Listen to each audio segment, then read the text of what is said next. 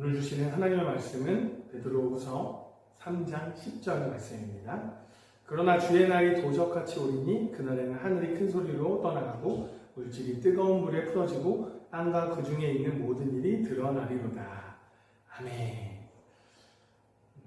오늘 본문 베드로후서 3장은 주의 재림에 대한 거짓 교사들의 회의주의를 비판한 사실을 말하고요. 이어 주님 재림의 신속함과 그 위엄을 또 밝히고 성도들에게 확고한 재림 신앙을 갖도록 권면하는 내용이 담고 있습니다. 당시 초대교회의 많은 성도들은요, 예수 그리스도가 머지않은 때에 심지어 당대가 끝나기 전에 재림하실 것이라고 생각하고 있었습니다. 이렇게 생각한 이유가 있습니다. 마태복음 24장 34절에 예수님이 이렇게 말씀하셨기 때문이에요. 이 세대가 지나가기 전에 이 일이 다 이루어지리라 라고 말씀하셨고, 또 당대의 성도들이 생각하기에 땅끝까지 복음을 전파하는 마지막 주님의 그 지상대명이 어느 정도 성취된 것처럼 보였기 때문에 그렇게 기다렸을 것입니다. 뿐만 아니라 그리스도의 교회에 대한 이 로마 제국의 대대적인 박해와 함께 주께서 재림 징조들 중 하나로 말씀하신 이 이단의 극성스러운 활동들도 있었기 때문에 이렇게 생각했었을 것입니다. 많은 성도들은요, 그리스도의 재림이 자꾸 지체되는 것처럼 생각하였고, 심지어 그리스도의 재림이 없다는 이단의 사설에 귀가 솔깃해지기까지 한 것입니다. 오늘 보면 9절을 보면 베드로 사도는 이렇게 말합니다. 주의 약속은 어떤 이에 더디다고 생각하는 것 같이 더딘 것이 아니라 오직 너희를 대하여 오래 참으사 아무도 멸망치 않고 다 회개하기에 이르기를 원하시느니라. 이 당시 초대교회 분위기를 읽을 수 있는 내용입니다. 초대교회 성도들은 예수 그리스도의 재림이 머지않아 이루어질 것이라는 믿음을 가지고 살았습니다. 심지어 그들 가운데는요, 이 자신의 생전에 예수 그리스도께서 천사들을 대동하시고 이 세상을 심판하러 오실 것이라는 믿음을 가진 사람들도 있었어요. 그러나 여러 해가 지나고 시간이 지나고 예수 그리스도의 재림은 이루어지지 않았습니다. 그 결과 교회 안에서 예수님의 재림에 대한 시기가 늦어짐에 따른 불평불만이 생기기 시작했습니다. 그러한 가운데 성도들이 그들에게 동조하는 분위기도 자연스럽게 형성되었지요. 바로 그러한 시점에서 사도 베드로가 9절의 말씀을 전한 것입니다. 그는 주님의 재림이 지연되는 듯 보이는 이유를 하나님의 오래 참으심 가운데 발견하였습니다. 다시 말해서 하나님은 모든 사람들이 하나님께 회개하고 돌아오기를 원하시기 때문에 참고 기다리고 있다라는 것을 말해준 것이죠. 이 9절의 말씀이 만인 구원을 위해서 오래 참으시는 하나님의 속성이 잘 드러나는 구절이라고 말할 수 있습니다. 그러나 하나님 그의 심판을 오래 참으시나 결코 영원히 참고 기다리는 분이 아니라는 사실을 10절을 통해서 말씀하십니다. 오늘 이 10절의 말씀을 여러분과 깊이 나누려고 하는데요. 10절의 말씀 다시 한번 봉독하겠습니다.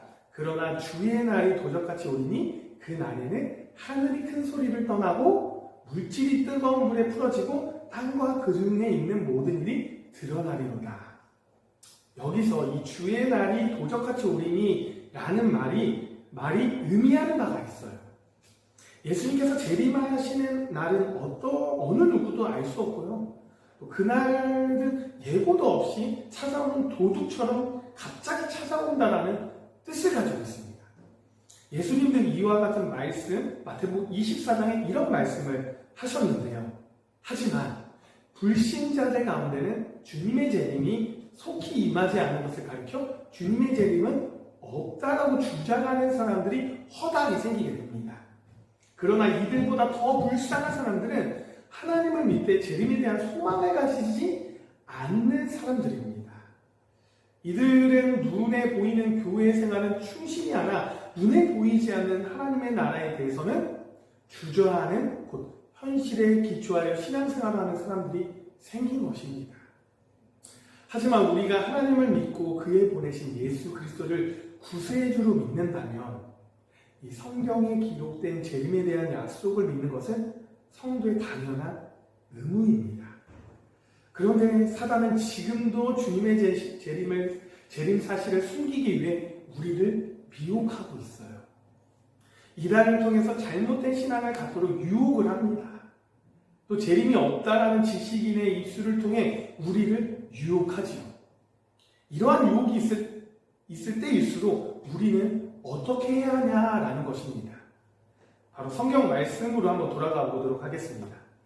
구약 성경에는 그리스도께서 오실 것이라고 하는 그 초림의 약속이 약 350회 예언되어 있습니다.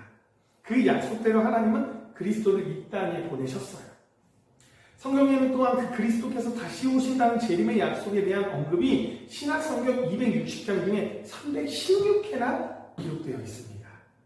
이것은 무려 신약성경 20분의 1을 차지하는 분량이에요. 뿐만 아니라 그 본문이 갖는 공통점은 예수님의 재림이 아무런 예고 없이 갑자기 이루어진다는 사실을 말하고 있다는 것이죠.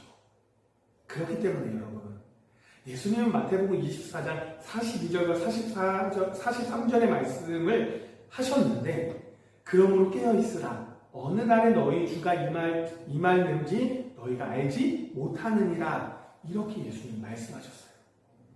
네덜란드에 개혁주의 신학자 아브라함 카이퍼라는 사람이 있습니다.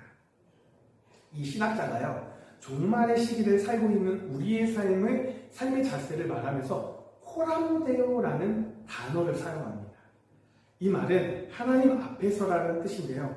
우리가 언제 어느 곳에 있든지 우리의 삶의 태도는 하나님 앞에서가 되어야 한다는 말이에요.